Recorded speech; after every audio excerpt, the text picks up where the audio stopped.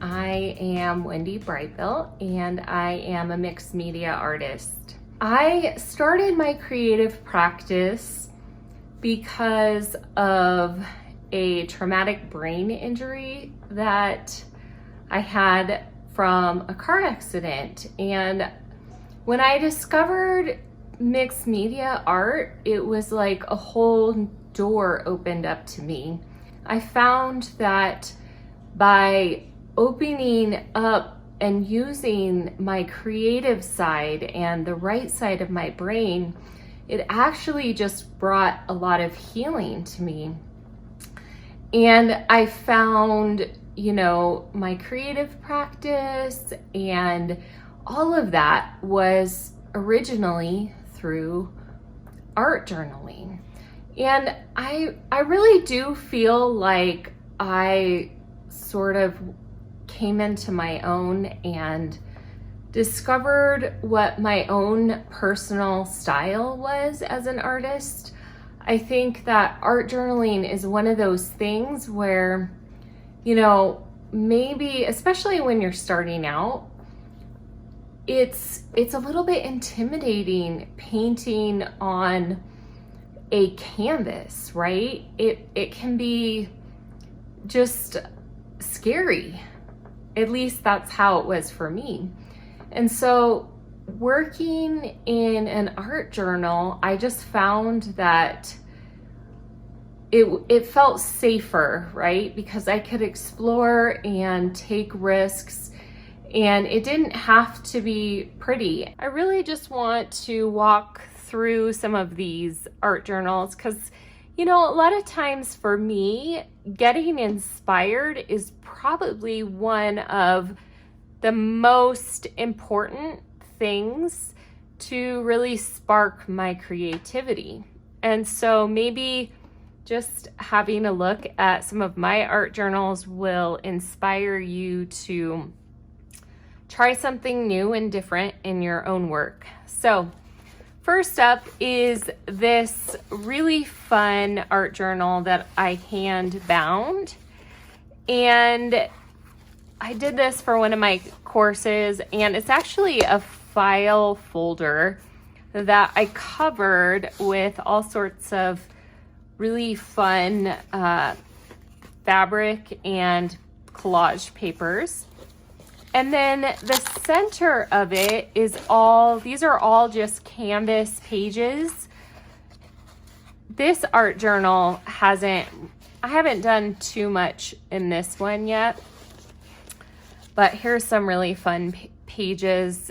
And I was really focused on sort of incorporating photography into my work. So you can see that these pages are really fun and happy and bright and joyful.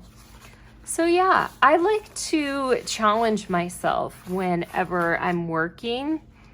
And so it's always so much fun. So if you've never worked in an altered book, this is another favorite way that I like to create.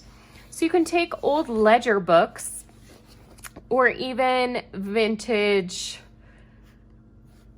like older books, and you can create an altered book out of them. I haven't done the cover yet for this one, but I have started to work inside of it. So what's really fun is you can sort of play around with the composition. And what I like to do is, first of all, you have to kind of glue your pages together. So that'll create a much sturdier page to work on, because this vintage paper is extremely delicate. And so once you start working on it, it's like it needs a little bit more strength. So, but what I like to do is put like a clear coat of gesso down first, and then you can work on top of it. So that's all I've done so far in here. But it's a really fun sort of backdrop to your painting process. So it's a fun way to start. And then this is just another one that I have started but haven't gotten very far. So here's another spread where I have used black gesso. So that's another sort of really fun option. So, you know, if you like what's on the pages, use clear gesso, but if you don't, then you can use black or white. So this is probably one of my favorite art journals. And again, this is a hand-bound leather cover journal that I created myself. And what I love about it is I ended up using a variety of pages in this book. So I have, you know, cardstock, I have fabric, and I've done a lot of work in this art journal. I think it's probably one of my most favorite art journals to work in. Again, I'm using a lot of photography. I really love using fabrics in my work as well as embroidery.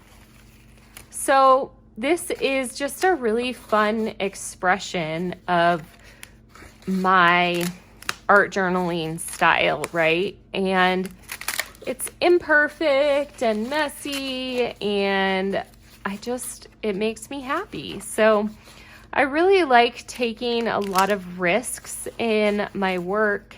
And I find as an artist that my art journal is a place where I can explore ideas without, you know, the fear of it not working out. So sometimes if I'm, you know, wanting to test out some different ideas, my art journal is the perfect place to sort of hash out those ideas. So there's that one. And this one is really fun because it's all stitched inside. So again, this is actually the cover of a vintage book, but then I created my own pages that are basically watercolor paper mixed with